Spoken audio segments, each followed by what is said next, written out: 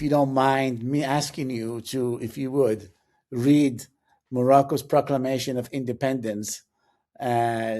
as a gift to us in Morocco. No, of course, it's a wonderful document. I'm glad you have shared it with me. The Proclamation of Independence of Morocco, January 11, 1944. Praise God for the Istiqlal Party, which is composed of members of the former Nationalist Party as well as independent persons, whereas Morocco has always constituted a free and sovereign state, and that it has held its independence through 13 centuries, up until the moment when, under particular circumstances, a protectorate regime was imposed upon it.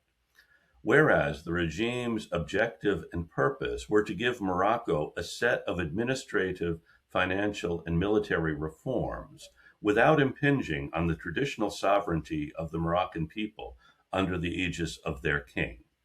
Whereas under this regime, the authorities of the protectorate have replaced that system with a system of direct and despotic rule for the benefit of the French colony, including the military and employees, in which Morocco only plays a minimal role, and in which the French authorities have not attempted to address the various needs of the different elements of the country.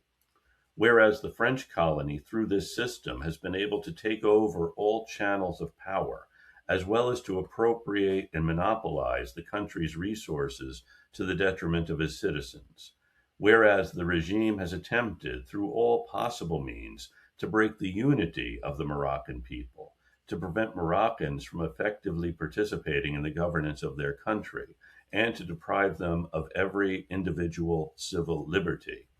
Whereas the circumstances the world faces today are not those in which the protectorate was established. Whereas Morocco has participated significantly in the world wars next to the Allied forces, with Moroccans having impressed everyone with their accomplishments in France, as well as Tunisia, Sicily, Corsica, and Italy, and with the expectation that they will participate in other theaters as well, particularly in the liberation of France. Whereas the Allies, who shed their blood for the cause of liberty, stated in the Atlantic Charter that all peoples have the right to self-determination, to govern themselves by themselves, and expressed recently at the Tehran Conference their resentment toward the doctrine that the mighty should dominate the weak.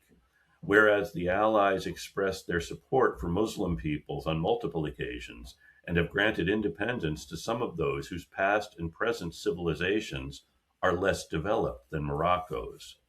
Whereas the Moroccan nation, which is a harmonious union of its different elements, feels that what is rightfully its own in terms of rights, and what is upon it in terms of responsibilities within the country and beyond its borders, under the patronage of its beloved king, and profoundly appreciates its democratic liberties, which are intrinsically consonant with our true religion, which has been the foundation of governance in fellow Islamic countries, decides the following. First, to demand the independence of Morocco and the unity of its territory under His Majesty King Mohammed bin Yusuf, may God aid and help him. Second, to implore His Majesty to seek the recognition and affirmation of this independence from nations concerned, and to sign treaties that define, within the context of Moroccan sovereignty, the legitimate roles of foreigners in Morocco.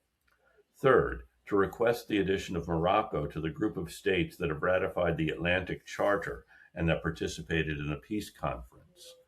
Fourth, to implore His Majesty to support the reform movement that Morocco fundamentally depends on, and to bring apt attention the creation of a consultative political system similar to the governments in Arab Islamic countries in the East, in which the rights of all elements of Moroccan society and its social classes are ensured, and in which the responsibilities of all are defined.